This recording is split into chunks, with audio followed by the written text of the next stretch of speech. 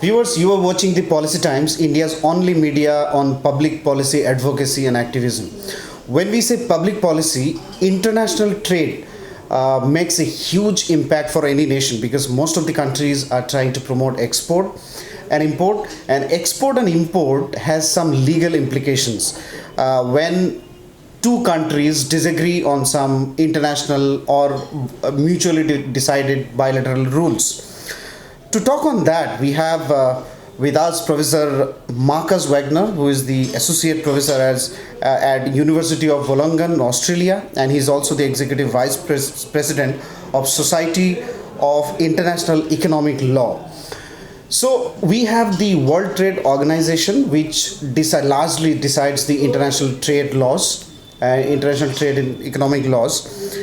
In the background, many countries sign bilateral and preferential trade agreements. But a lot of countries, as global trade is the current trend, there are a lot of trade disputes arising, which now countries are fighting to each other, who and which side to win. So to talk on that, I want to welcome Professor Wagner. Thank you so much for giving bites to us. The first question I want to know for our viewers, what is WTO and what has been its journey in terms of failures and success? Sure. So thanks so much for the interview. The WTO is a member-driven organization that has roughly 150 members at this time, 160 members at this time, based in Geneva. It's a relatively small organization compared to the World Bank or the IMF. And has really three functions. Similar to governments worldwide, it has a legislative function, it has an executive function, and it has a dispute settlement function, right? Similar to what you see domestically. And you asked me about biggest failures, biggest successes. If you look at the history of the WTO, it's come into existence since 1995. Before that, it was called the General Agreement on Tariffs and Trade, much more limited in what it was doing and the coverage it had. The biggest failures, let me start there, is probably that since 1995, very little has happened in the area of in the legislative area, right? So no major new rules have come into place. There's a couple of agreements, trade facilitation agreement that has come into play. There's been some movement on intellectual property rights, but by and large, very little. Its biggest successes, on the other hand, was in the area of what we call dispute settlement, right? What you mentioned, right. Two countries have a dispute over the importation or exportation of products, under what circumstances that may happen. And in that area, the appellate body, or the panels in the appellate body, a two-tier system, similar to what domestic courts look like, have, from my perspective, been a remarkable success. Remarkable. Okay, wonderful. One big issue which would not only define the future architecture of the global trade, but also is impacting hugely in the current setup is the US-China trade war that we see. What role is WTO playing in that? What role can and should WTO play so that WTO, not only WTO survives, but also plays and continue play a constructive role in the global or international trade settlement? So ideally, all the trade disputes that we have are taking place in front of the WTO, right? Right, okay. That's the way the system is designed. The way that I shy away from the term trade war, because for various reasons I think the term war is not apt, but the dispute between China and the US has taken place almost wholly outside of the WTO, in a bilateral relationship between the two countries. Right. To my mind, that's unfortunate because the way the system is designed, it is designed to have these disputes mediated and negotiations to take place within the World Trade Organization. The US has decided that it wants to have that to take place outside in a bilateral relationship because I think, it's my own my own take on this, is that it wants to be able to play the power that it thinks it has with respect to China on a bilateral relationship. So we see an active move away from the multilateral institution, that is the WTO, towards a more direct negotiation between two competing visions, really, of international trade law. Professor, can you brief us about some nitty-gritties about the trade war and trade negotiation happening between these two countries, and how is it going to impact Europe, Asia, India, and most of the other countries? Right, that's a fairly large area to cover. I don't know that we can predict very much. What we've seen initially was the concern that the U.S. administration had, certainly under President Trump, but also slightly beforehand, but much more accelerated under the Trump administration, that China, the trade deficit the U.S. has with China is too large. Right? So very much a focus on trade deficit. With respect to goods, that's actually true, but once you take services into account, that trade deficit is much, much lower. Lesser. Right? And so the idea is we need to decrease the input or the imports from China and increase the production in the US. That runs into a problem because the competitive advantage that China has is partially that it has lower wages and has other advantages that developing countries have by default. And so a lot of manufacturing had gone outside of the US. And then the question is, how do you restructure the US economy in order to accommodate that? I'm not an economist, but what economists tell us is that's hardly possible, right? So that you shift your own economy towards a more service-based industry or other areas in which you have an advantage. Right.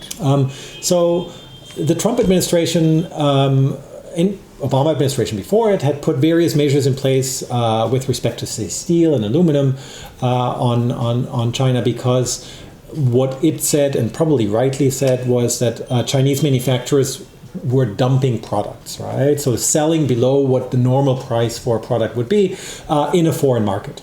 So that's called dumping. And there, I think, with respect to subsidies, that I think your viewers are familiar with, what subsidies are, and dumping, the U.S. has a point, right? That the Chinese model of how its economy is being run is probably not as compatible as with WTO rules as we previously thought. I see. And so that's where the dispute started. And now the question, follow-up question you had was, how does that impact other countries around, outside of the US and China?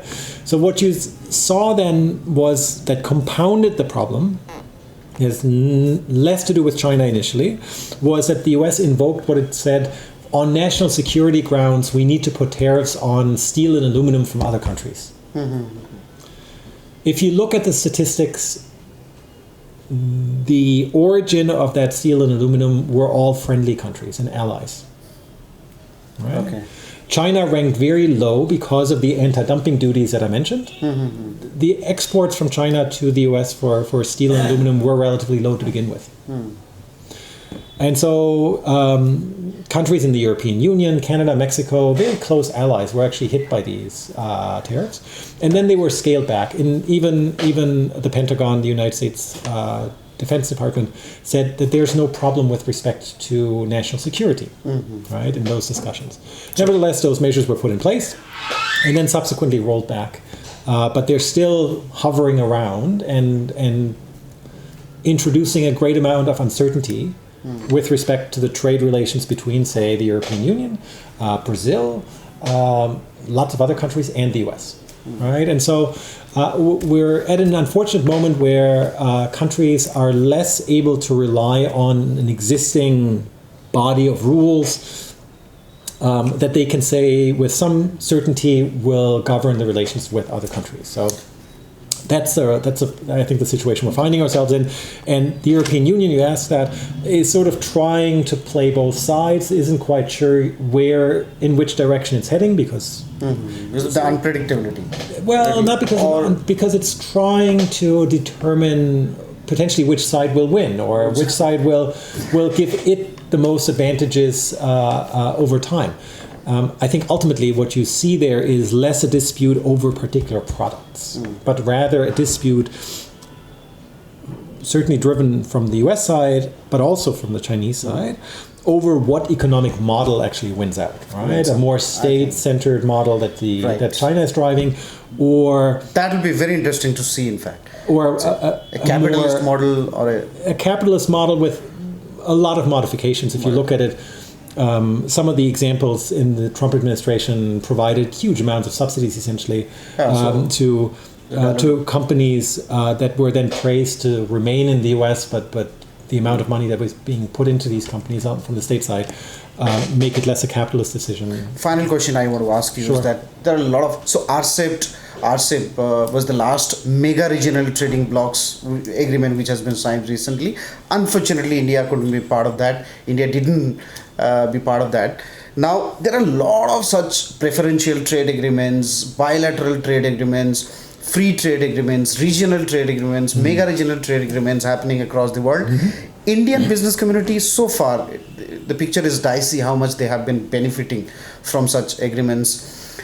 How are these bilateral, preferential, free trade agreements are coexisting in such complex environment, trade environment now? So the first thing I'll say is, you use the term free trade agreement. I don't use that term personally, because there's nothing like free trade. Free. It's liberalized trade or liberal trade, but there's nothing free, right? Because you will have regulations that countries will put up for prudent reasons. That's why there's no such thing as free trade. Let me just say that first. There is, however, a large number of, and you mentioned pretty much all the words that people use, trade agreements, regional trade agreements, mega regional trade agreements, and so forth, right? And so, number one, the relationship between, say, the WTO and these agreements is one thing that's interesting to talk about. And the other thing is, to what extent should countries, say, like India, open up towards these agreements or not? Right? And the question is always whether it's WTO on the global level or whether it's regional trade agreements or preferential trade agreements, whatever we want to call these trading blocks, is who wins and who loses in those arrangements, right? And the economic orthodox sort of theory says products should be produced in the place where they are most efficiently produced, right? Absolutely. And the question is to what extent and how quickly a country like India or other developing countries should open up their markets to foreign competition. Because it could very well destroy a large number of positions in the economy, and that has repercussions for politicians, right? And so it's a question, to my mind, not so much of whether to open up or not. I think opening up in the long run will help the larger majority of consumers, but it also needs to be ameliorated, because otherwise you end up with lots of people without jobs, and therefore who may end up in poverty. So it's a bit of disruption. A lot of disruption potentially, right? And so if you think about the trade war, as you would call it, between China and the US administration plays exactly on that same issue, right? All this manufacturing positions that have moved out of the United States have led to a lot of disruption. So it's in some ways similar, and so the question is, how do you cushion that, right? What kind of welfare policies, distributional policies can you put in place in order to soften the blow for those who may be out of a job, right? You can play this across a whole range of sectors. You can also play this across, say, the coal sector. If you think, if you understand that climate change is a real thing, you introduced me as being from Australia. Climate change is very real. There's fires all around where I live. Then the question is, how do you, for example, provide incentives to no longer extract coal, and what do you do with the miners who extract that coal? What kind of positions and what kind of arrangements do you give for them in order to learn another trade or to transition them into other positions? And that's, I think, the real problem. That's been recognized, funnily enough, by the World Bank, by the IMF, and the WTO in a report as of a few years ago, which is something that we would never have considered probably 5 or 10 years ago. Right, absolutely. We had Professor Markus Wagner, all the way from Australia, who is on a 4-week trip to India, giving us some account accounts on what is happening, the trade war between the US and China, and it's a clear picture. The picture is clear. It is who wins the game or who wins the race. So America winning the capitalism side, China winning the state-sponsored communism or socialism or capitalism side. So thank you. Keep watching the Policy Times.